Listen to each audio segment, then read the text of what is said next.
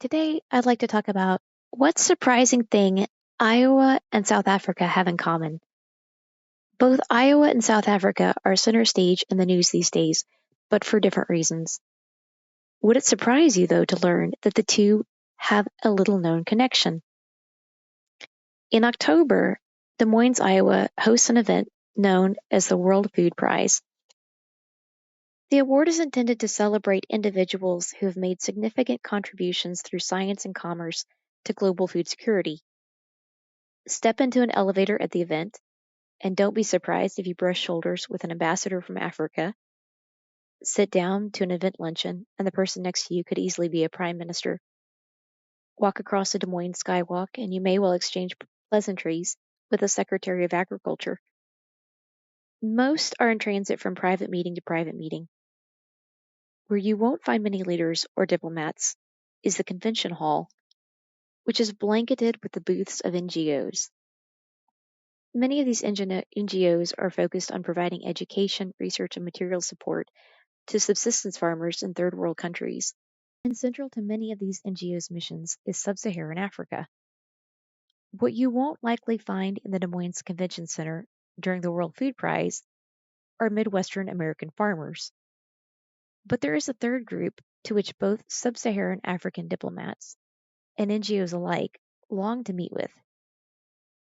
These are the people you will probably never meet, and certainly not casually. These are the financiers, some of the world's wealthiest. Why are they here? Are they here out of the benevolence of their hearts? For the good of mankind? A tax write-off?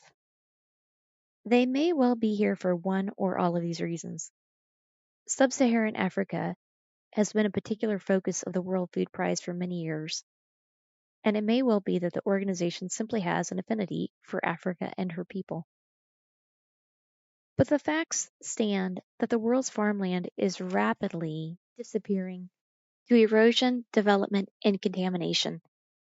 Sub-Saharan Africa has remained a vast expanse of some of the world's best farmland. Until recently, it was privately owned by prosperous farmers, mostly of European descent. These farms had been in their families for hundreds of years. Over that time, these families passed down their knowledge, experience, and love for land and work ethic. A simple farm yielded food for many people.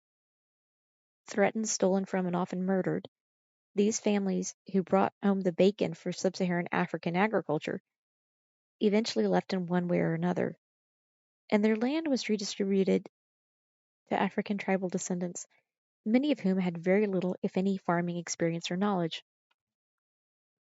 Not only lacking the farming knowledge and experience of the European descended farmers, they also lacked general financial stability that European descended farm families had built over generations.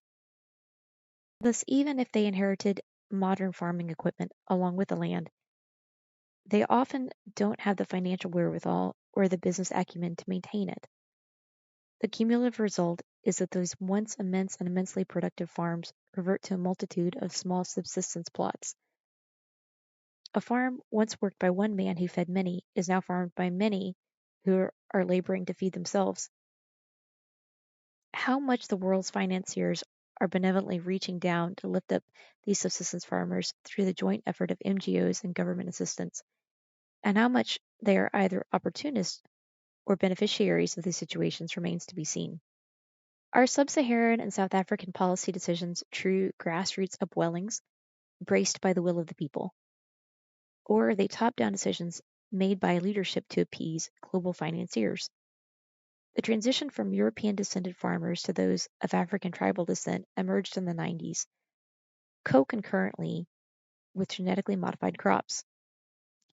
NGOs stepped in to provide training and education to green hand farmers with the backing of global financiers and GM seed companies. Naturally, these green hand subsistence farmers were encouraged to adopt the most modern methods of farming available and often provided with genetically modified seed and inorganic fertilizer by these financiers through the NGOs. They were sold that this cutting-edge technology would increase their yields and ensure profitability, but the reality was that patented genetically modified crops made them serfs and indentured servants to the very companies who supplied them with seed.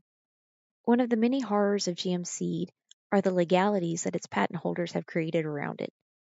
From the dawn of time until the creation of GM seed, farmers retained part of their crops to use as seed for next year. If they were thoughtful in their planning, they didn't have to buy seed every year. Because GM seed producers technically own the genetic material within the seed, they can legally forbid farmers to use seed from a crop they produce with GM seeds. Thus, once farmers buy into GM crops, they must continue to buy seed every year. Additionally, if genetic material from pollen is discovered within a farmer's crop, and the GM seed was not purchased from the patent holding company, the farmer may be sued, even to the loss of their farm, through either government or corporate takeover. Who ultimately benefits the most? The farms, the government officials, the NGOs, and for what purpose? Is the unassuming World Food Prize really championing the poor, oppressed, and hungry of the world? Or is it merely a shell platform for global financiers to cultivate control over the global food chain?